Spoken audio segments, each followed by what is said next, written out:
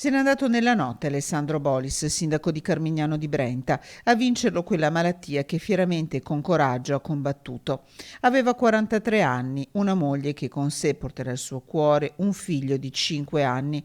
La politica e il servizio ai cittadini la sua grande passione. Assessore ai servizi sociali dal 2004 a Carmignano di Brenta, poi vice sindaco. Dal 2014 era sindaco del comune, rieletto nel maggio 2019 con grande consenso.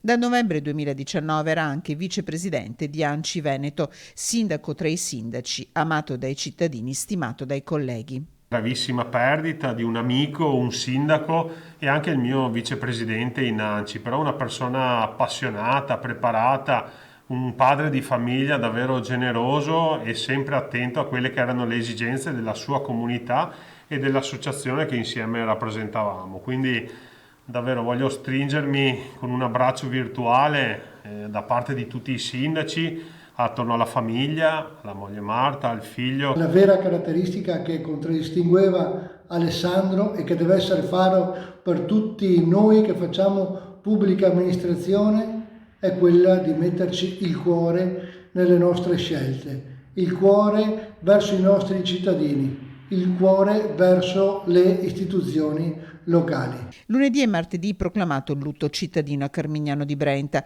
I funerali di Alessandro Bolis si terranno martedì mattina alle 10 nella chiesa di Carmignano, trasmessi in diretta a Facebook sulla pagina del comune.